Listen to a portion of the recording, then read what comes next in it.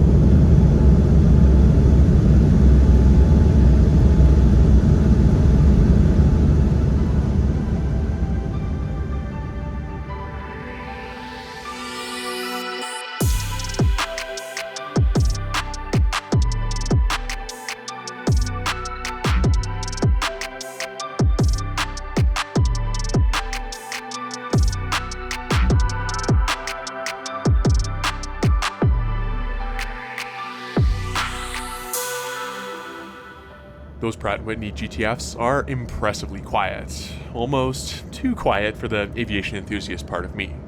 I do love the whale noise at low power settings though, not to mention the 777-esque appearance. As promised beforehand, here's a little tour of the seat. At the top of the seat in front is this little card with detailed instructions for connecting to the onboard Wi-Fi.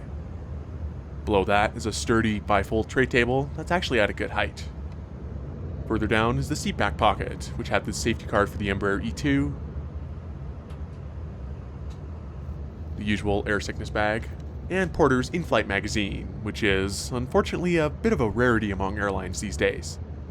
Nevertheless, it's always a good read, and even had a Calgary article in it too. Between the seats are 2 universal power outlets, and on the sides you'll also find a coat hook. The big advantage that Porter has over virtually every other Canadian airline is the fact that they offer free Wi-Fi for everybody on board the E2s. Connecting to it is pretty straightforward, and it's even easier if you remember your VI Porter login, which I admittedly don't get to use that much. You do still have to watch an ad, but it's only one for the entire flight versus one every 30 minutes without logging in. There's also streaming-based entertainment available, with a good selection of stuff to watch. It's not an exhaustive selection by any stretch, but you're bound to find something. Right after the seatbelt sign went off, the drink service started, and I had a cup of coffee. Porter Reserve passengers were also given one of these ginger wellness shots. It was not something I enjoyed.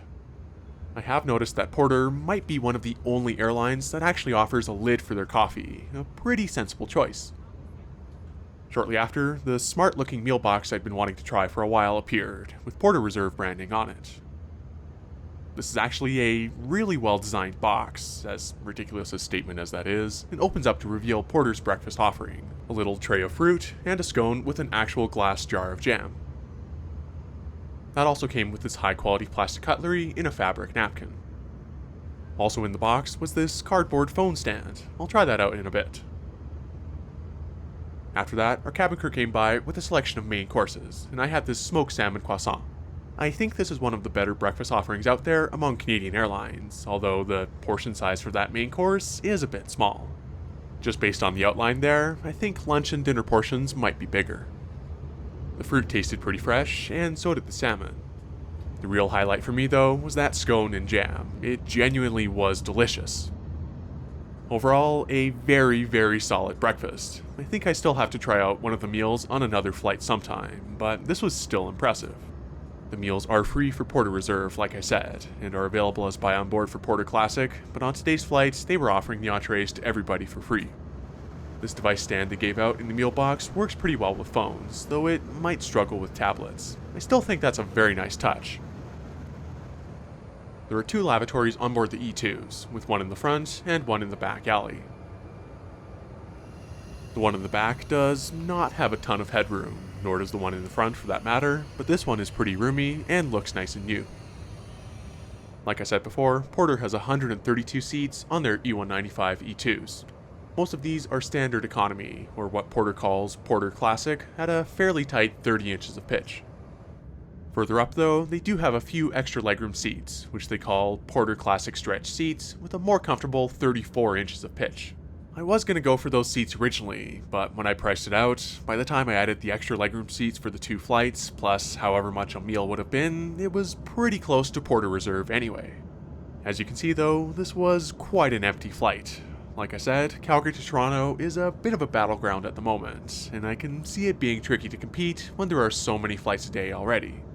The thing is, I've heard Porter's advertising is basically everywhere in Toronto. However, I don't see much of it on the Calgary end besides online ads, which are probably heavily skewed in my favor anyway. For just 2 flights a day though, I guess it might not be worth more investment. Maybe it is just Western Canadians, or Calgarians specifically, not being aware that this is an option now, and quite a good one. I certainly hope Porter sticks around in Calgary.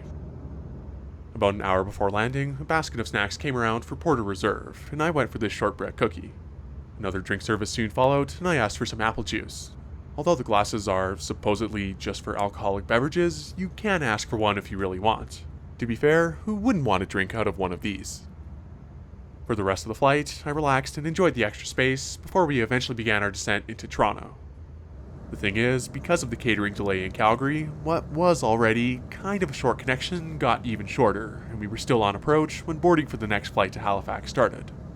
I flashed back to my time misconnecting on Porter on the Dash 8s across Canada trip, so I knew I was going to have to be quick. Here's the arrival into a hazy Toronto Pearson Airport, landing on runway 05.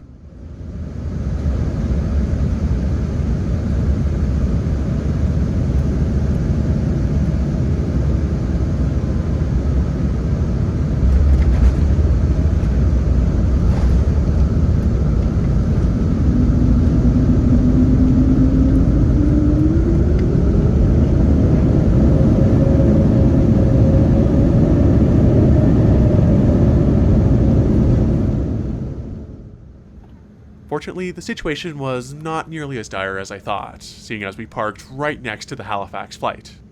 This next flight would be on board the first of Porter's E2s, delivered to them in late December and registered as Charlie Golf Kilo Quebec Juliet. By extension, this was also the first E2 registered in Canada, a very nice bonus for a nerd like me who cares about that sort of thing.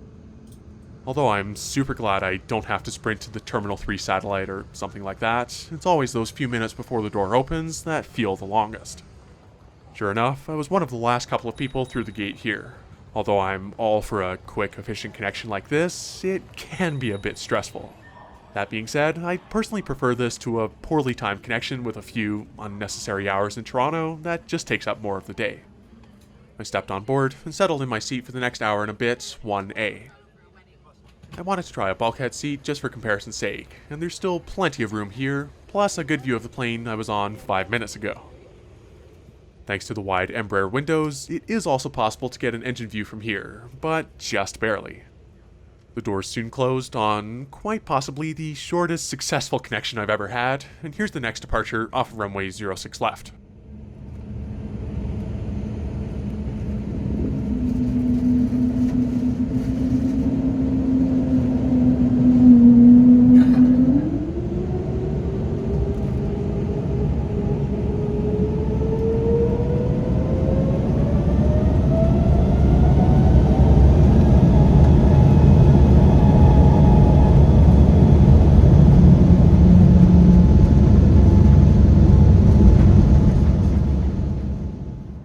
This second leg from Toronto to Halifax takes about an hour and a half, almost a full hour shorter than what I put myself through last year. The bulkhead row is not too different from the other Porter Reserve seats, and still had the usual greeting card and seat back pocket contents. Unfortunately, there'd be no meal on this flight since the E2 is quite a bit faster. That's probably for the best though. What is different about the seat are the fixed armrests, where you'll find the tray tables. These fold out across your lap and can slide. They're not quite as sturdy as the normal ones, but they do the job. The only other difference here, as far as I can tell, is that the power outlets are underneath the seats instead. The cabin crew soon came by with a basket of snacks, and as much as I love those shortbread cookies, I grabbed this bag of snack mix. That was followed up by the usual cup of Coke in this compostable cup. Later on, those of us in Porter Reserve were asked if we'd like anything else, and I got my shortbread cookie fix after all. Unlike the previous flight, this one looked close to full, and all 16 Porter Reserve seats were booked. I think that just goes to show the brand recognition that's there for Porter in the East, and possibly the reduced number of options for Eastern Canadians. That all being said, I'm glad I finally had the chance to give medium hull Porter a proper try. From the passenger perspective, they are a genuinely enjoyable experience, and I do want to see them succeed out west. On both flights, the onboard service really stood out. I like Porter's extra detail of bringing stuff on trays and in baskets. It just feels more personal, and Porter's crews deserve a lot of credit for making you feel welcome on board. I will say too, the E2 does actually hold up on these longer flights. I think it's the fact that the seats are wide enough that you don't necessarily feel cramped, plus the bigger Embraer windows. There's a lot to like with Porter, and just something inherently exciting about bringing a better passenger experience to more of the country. Besides, if anything, Porter has definitely kept other airlines on their toes, with Air Canada announcing their own changes to their Wi-Fi and improvements to their regional jet fleet, no doubt in response to Porter. It's competition like this that's super beneficial for Canadian travelers, although ultimately you can only fit so many airlines in this country of ours. I do hope to see more of Porter in the coming years, and with their recent news of expanding to Winnipeg and St. John's with the E2s, plus rumors of Victoria and Kelowna, I'm sure I will.